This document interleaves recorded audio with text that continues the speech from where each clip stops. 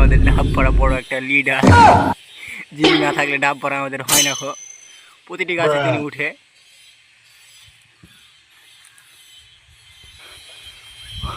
অবশেষে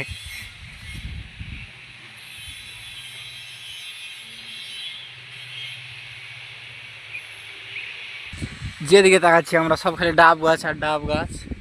সেজন্য এখানে আমরা ডাব চুরি করতে আসি প্রতিদিনই। এই যে কাকা, যার কথা না বললে নয়, ইনি আছেন ডাব চুরি করার মেন মিডা। এই যে দেখেন, একটা ডাবের জন্য কষ্ট করে ওই গাছটাতে উঠেছিল, অবশেষে সাকসেসফুল করে ডাবটা নিয়ে এসেছে।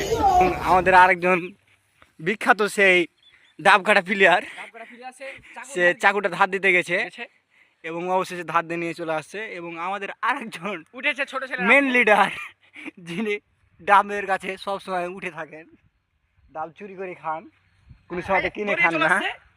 এই যে ডাব কাটার জন্য সে দৌড়িয়ে চলে আসছে, মোস্তাফিজুরের মতন ভাবে দৌড়িয়ে আসছে, কিন্তু ডাবটাকে তাকে দেওয়া যাবে না, কেননা সবাই এটা হকের মাল। চলে এসেছে, দেওয়া যাবে না এটা। মানে বলতে বলতে ওয়াও, অসাধারণ, মোস্তাফিজুর কাজটা নিয়ে নিয়েছে এবং তিনি কাটবেন। Bye bye, tata, good bye, Gaya. তিনি কাটা শুরু করে দিয়েছেন ইতিমধ্যে। স্যামসাং আল্ট্রা থাকলে পরে আমরা দেখাতে পারতাম আমাদের মেন লিডারটাকে, ডাব চোরটাকে। তিনি অনেক উপরে উঠেছেন। তারপরে দেখা যাক, আমি জুমটা করব। ও, ওখানে ক্যাচ নুকতে হবে, কেননা ডাবটা ফেটে যাচ্ছে।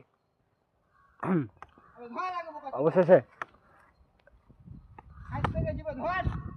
অবশেষে অবশেষে ধরো ধরো ধরো ধরো।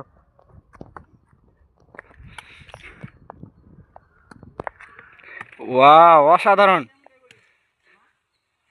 সুন্দরভাবে সুন্দরভাবে। ডাবগুলো ফাটাস না রে ভাই।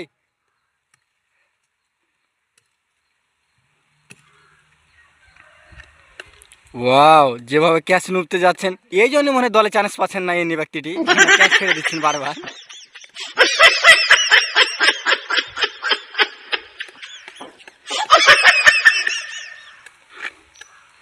আমরা বেশিরভাগই রবিবার করে আমরা ডাব পাততে আসি, কেননা সেদিনকে আমরা কাজ করি না।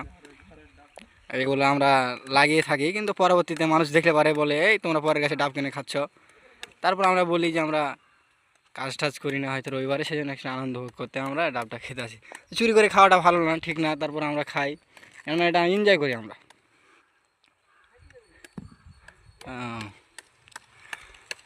সম্ভবত আমরা আজ ডাব পারবো প্রায় 40টা মতন।